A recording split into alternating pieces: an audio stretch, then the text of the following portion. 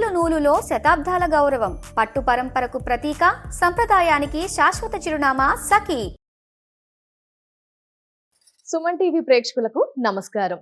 తెలుగు నూతన సంవత్సరం ఉగాది, శ్రీ పరాభవనామ సంవత్సరం ద్వాదశ రాశుల వారి రాశి ఫలాలు ఎలా ఉండబోతున్నాయి, గ్రహ గమన స్థితులు మరియు పాటించాల్సిన పరిహారాలు, ఈ యొక్క వివరాలన్నీ కూడా తెలియజేయడానికి ప్రస్తుతం మనతో పాటు ఉన్నారు శ్రీచక్రపీఠం వ్యవస్థాపకులు, ప్రముఖ జ్యోతిష్యులు బ్రహ్మశ్రీ డాక్టర్ ప్రదీప్ జోషి గురువు గారు. వారితో మాట్లాడి పూర్తి వివరాలని ఇప్పుడు తెలుసుకుందాం. గురువు గారు నమస్కారం. గురువు గారు, శ్రీ గురుభ్యో నమః. శ్రీమాత్రే నమః. అచింత్య వ్యక్త రూపాయ నిర్గుణాయ గుణాత్మని సమస్త జగదాధార మూర్తయే బ్రహ్మణే నమః. గురువు గారు, శ్రీ పరాభవనామ సంవత్సరం సింహరాశి వారికి ఎలా ఉండబోతుంది, పాటించాల్సిన పరిహారాలు, పూర్తి వివరణ తెలియజేస్తారా గురువు గారు? సింహరాశి గురించి తెలుసుకుందాం. స్వస్తి శ్రీ పరాభవనామ సంవత్సరములో 2026, 2027 సంవత్సరానికి గాను సింహరాశికి ఎలా ఉందో తెలుసుకుందాం. సింహరాశి వారికి ఈ సంవత్సరము అదృష్టయోగం కేవలం జూన్ వరకు మాత్రమే ఉంది. సో వీళ్ళకి ఆదాయ వ్యయాలు చెప్తాను, వినండి. ఆదాయం 11, వ్యయము 2, రాజపూజ్యం 5, అవమానం 4 ఇవి ఉన్నాయి. కాబట్టి ఆదాయం 11 ఉంది కాబట్టి మీకు ఆదాయం ఎప్పటిదాకా ఉంటుందంటే జూన్ 3వ తారీఖు వరకు మీకు మంచి ఆదాయం ఉంటుంది. కాబట్టి సింహరాశి వారికి చెప్పేది ఏంటంటే కనుక జూన్ 3వ తారీఖు వరకు మీకు గురుగ్రహము ఏకాదశ స్థానంలో ఉండి మంచి ఆదాయాన్ని ఇస్తారు. కాబట్టి జూన్ 3వ తారీఖు వరకు సంపాదించిందంతా చక్కగా సంపాదించుకోండి. తరువాత అప్పులు మొత్తం తీర్చేయమని చెప్తాను. మీకు వచ్చే సంవత్సరము జూలై వరకు జూలై కూడా కాదు, ఇంకా 2028 జూలై వరకు మీకు గుడ్ టైం లేదు. జూన్ వరకే గుడ్ టైం. ఆ తర్వాత మళ్ళీ 2 సంవత్సరాల వరకు గుడ్ టైం లేదు. శని కూడా మీకు ఎక్కడున్నాడు? అష్టమ శని ఉన్నాడు మీకు. సో అష్టమ శని కూడా ఇబ్బందులు పెడతాడండోయ్, చాలా ఇబ్బందులు పెడతాడు. సింహ, కన్య, తుల, వృశ్చిక, ధనస్సు, మకరం, కుంభం, మీనం. సో అష్టమ శని ఏం చేస్తాడు అంటే భాగ్య నష్టం చేస్తాడు, తండ్రికి ఆరోగ్య భంగం చేస్తాడు, చాలా ఇబ్బందులు పెడతాడండోయ్. కాబట్టి సింహరాశి వారు అప్రమత్తంగా ఉండాలి. దూర ప్రయాణాలు చేయకూడదు. అది కాకుండా సప్తమ రాహు ఉన్నాడు కదా, లవ్ స్టోరీలన్నీ నాశనం చేస్తాడు. మీరు ఎవరినైతే ప్రేమిస్తున్నారో వాళ్ళకి మీకు గొడవలు అవుతాయి.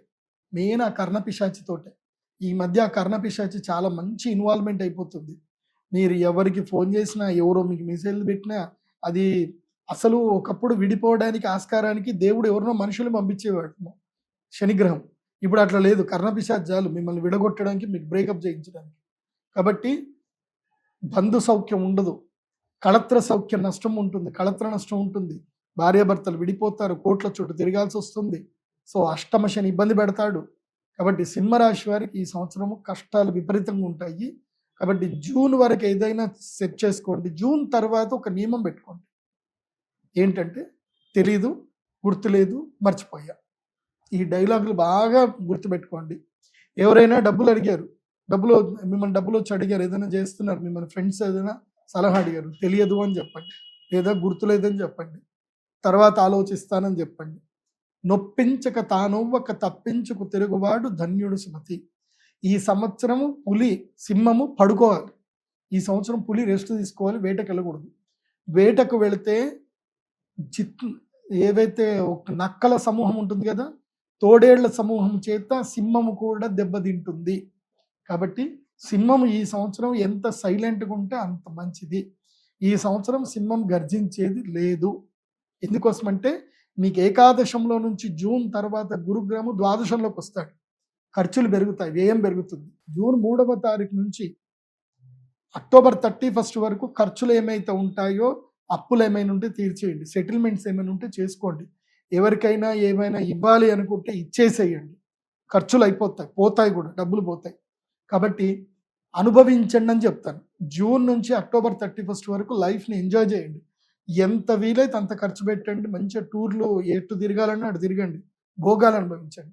వ్యయంలో గురువు వచ్చినప్పుడు భోగాలు అనుభవించాలి, ఖర్చులు పెట్టాలి, పెళ్ళిళ్ళు చేసుకోవాలి, పిల్లల పెళ్ళిళ్ళు చేయాలి, ఖర్చులు పెట్టాలి, ఏవైనా సరే సెలబ్రేషన్ చేసుకోవాలి.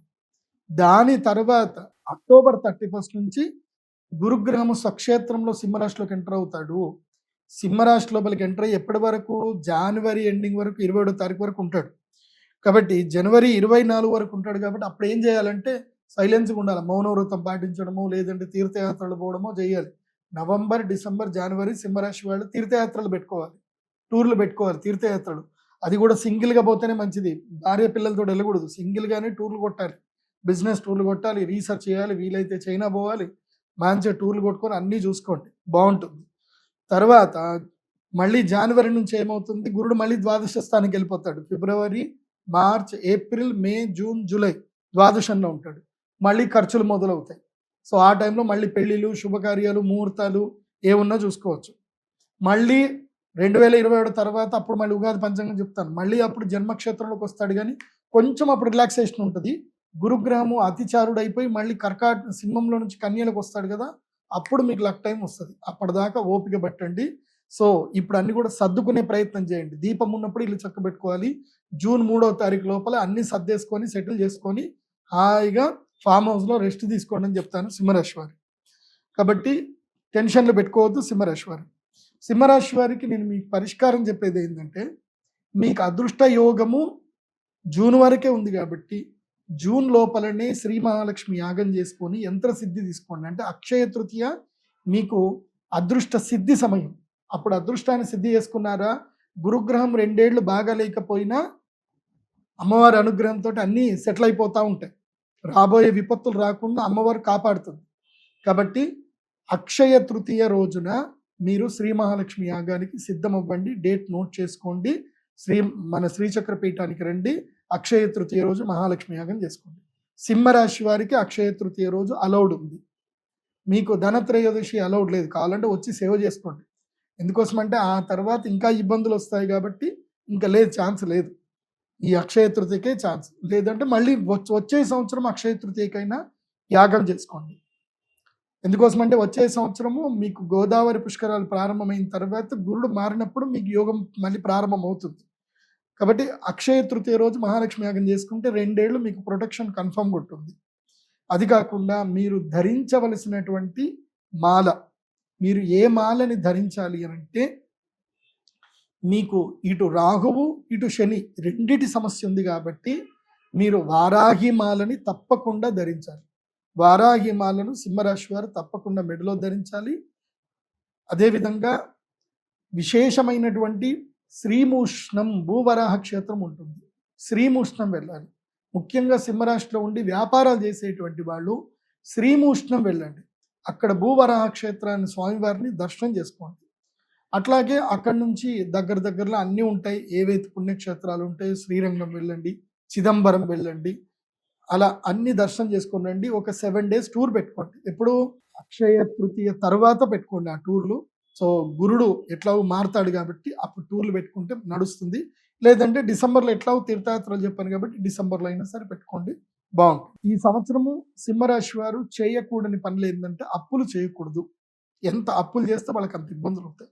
చేయవలసింది ఏంటంటే కనుక రియల్ ఎస్టేట్ బిజినెస్ చేయొచ్చు, మధ్యవర్తిత్వ వ్యవహారాలు చేస్తే బాగానే ఉంటుంది. కాబట్టి సింహరాశి ఎవరిది అనేది మాత్రం బాగా గుర్తుపెట్టుకోండి. మీ పేరు రీత్యా మీ రాశి సింహరాశి అనుకుంటే ఇప్పుడు చెప్పిన ఫలితాలు మీకు కరెక్ట్ కాకపోవచ్చు. మీరు ఏ టైంలో పుట్టారో ఆ టైం ద్వారా, పుట్టిన date of birth, time, place ద్వారా మాత్రమే మీ ఒరిజినల్ రాశి అనేది నక్షత్రం తెలుస్తుంది. కాబట్టి మీరు సింహరాశి వాళ్ళకి చెప్పేది ఏంటంటే, మీరు అనుకుంటే అందరికీ చెప్పేది ఏంటంటే, మీరు pradeepjoshi.com వెబ్సైట్ వెళ్ళండి. అక్కడ జాతకం హోరోస్కోప్ PDF ఆర్డర్ పెట్టుకోండి. మీ date of birth, time, place పెట్టండి. ఈ సంవత్సరం అంతా ఎలా ఉందో మీకు కంప్లీట్గా మీకు రాశి ఫలాలు వస్తాయి. అట్లాగే మీకు మీ జాతకరీత్యా మీరు ఏ పనులు చేయాలి, ఏ పనులు చేయకూడదు, మీకు ఏది కలిసి వస్తుంది, ఏది కలిసి రాదు, మీరు ఏ పరిహారాలు చేయాలి, ఏ మంత్రం చదవాలి, అన్ని విషయాలు PDF హోరోస్కోప్లో ఉంటాయి. కాబట్టి మీరు ఆర్డర్ చేసుకోండి. జస్ట్ 2000 రూపాయలు మీకు ఆర్డర్ పెట్టుకుంటే మీకు హోరోస్కోప్ PDF మీకు ఈమెయిల్కి వస్తుంది. మీకు లైఫ్ టైంకి సరిపడా మీ జాతకం మీ దగ్గర ఉంటుంది. కాబట్టి మొత్తం 500 పేజీలకు పైగా జాతకం వస్తుంది. దాని లోపల మీకు ఈ సంవత్సరానికి సంబంధించిన రాశి ఫలాలు కూడా మీకు వ్యక్తిగతంగా చక్కగా ఉంటాయి. కాబట్టి అవి ఫాలో అవ్వండి. అందరూ సుఖంగా క్షేమంగా ఉండండి. ఇంకోటి, చాలా మందికి ఏంటంటే తమ జన్మ నక్షత్రం ఏందో తెలియదు, జన్మ రాశి ఏందో సరిగ్గా తెలియదు, వాళ్ళ పేరు బట్టే అనుకుంటారు. అది తప్పు. మీ జన్మ నక్షత్రం, జన్మరాశి మీ date of birth, time, place బట్టే ఉంటుంది. మీరు నా pradeepjoshi.com వెబ్సైట్కి వెళ్ళండి.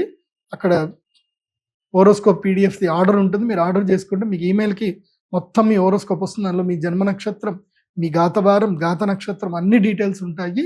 అవి మీరు నోట్ చేసుకొని చక్కగా మీ జాతకం ఏందో మీరు చూసుకోండి. ఈ సంవత్సరం అంతా కూడా డే టు డే మీకు వారం బట్టి ఆ గ్రహాలు ఎలాగైతే మారుతుంటాయో అలా మీకు ప్రెడిక్షన్ కూడా మీకు వస్తాయి. కాబట్టి ఫలితాలు ఇప్పుడు నేను చెప్పేది సూచనప్రాయంగా చెప్తున్నాను, కానీ మీ జాతకానికి మీకు ప్రత్యేకంగా ఒక ఫలితం ఉంటుంది. అది మీకు కూడా కావాలి అనుకుంటే pradeepjoshi.com వెబ్సైట్కి వెళ్ళి హోరోస్కోప్ పీడిఎఫ్ ఆర్డర్ పెట్టుకోండి. సర్వేజన సుఖినో భవంతు. రాశి వివరణ మరియు పరిహారాలు తెలియజేసినందుకు ధన్యవాదాలు గురువు గారు. నమస్కారం.